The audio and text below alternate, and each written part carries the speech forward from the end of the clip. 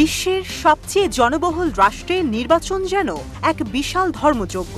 ১.৫ মাস ব্যাপী ভোটাভুটি আয়োজনের রয়েছে একরকম চ্যালেঞ্জ, আবার ১৪০ কোটি জনগণকে এক কাতারে টানতে যে রাজনৈতিক মারপ্যাচের প্রয়োজন তা যেন আরও কঠিন চ্যালেঞ্জ।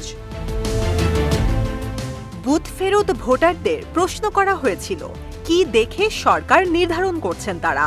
এক একজনের ছিল এক এক রকম জবাব, তবে সিংহভাগ তরুণের জবাব ছিল প্রায় একই রকম, আর তা হল অর্থনৈতিক স্বাধীনতা। তবে ভারতের সরকারও কি তাই ভাবছে? মসনদের চাবিকাঠি হিসেবে চাকরি এবং মুদ্রাস্ফীতি ইস্যুকেই যখন প্রাধান্য দিচ্ছেন তরুণ ভোটাররা, তখন সরকারের অবলম্বন সেই সেকেলে ধর্মীয় বিভাজন।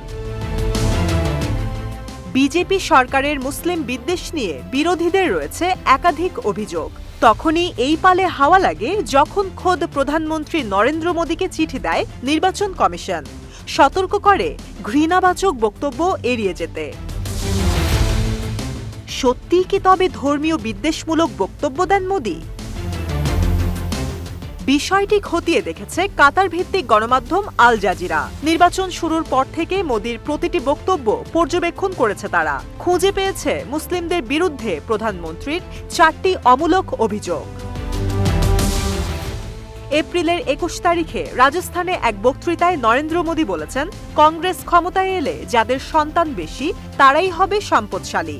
তার এই উক্তির পেছনে রয়েছে দীর্ঘদিন থেকে চলা এক ষড়যন্ত্র তত্ত্বের ইঙ্গিত, যাতে বলা হয়েছে মুসলিমদের ধর্মীয়ভাবে গর্ভপাতের অনুমতি না থাকায় দিনে দিনে বাড়ছে তাদের সংখ্যা।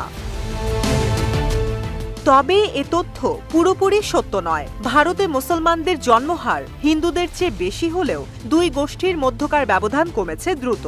১৯৯২ সাল থেকে ২০১৫ সাল পর্যন্ত হিন্দুদের চেয়ে ২.৫% বেশি গর্ভপাত দেখেছে মুসলমান নারীরা।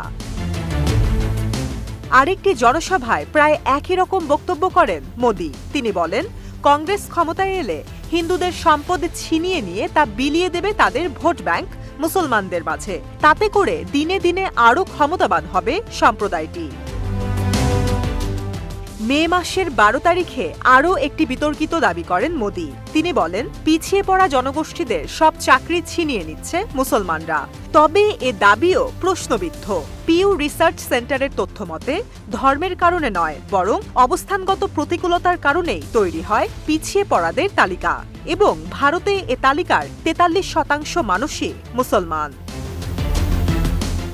মে মাসে কর্ণাটকে এক জনসভায় মোদী বলেন, লাভ জিহাদের পরিমাণ দিনে দিনে বাড়ছে ভারতে। হিন্দু নারীদের প্রেমের জালে ফাঁসিয়ে ধর্মান্তরের চেষ্টাকে বোঝানো হয় এই লাভ জিহাদ শব্দটির মাধ্যমে। এদিকে বিহারে মসজিদের জমিতে মন্দির নির্মাণ করে এবং জ্ঞানব্যাপী মসজিদ নিয়ে তদন্ত শুরু করার আগেই বিজেপি জানান দিয়েছে, এই নির্বাচনে মুসলমানদের ভোটের ওপর নির্ভর করতে চাচ্ছেন না তারা। তাই এবারে ভোটে জিততে ব্যবহার করা হচ্ছে হিন্দুত্ববাদের আদিম ঝান্ডা।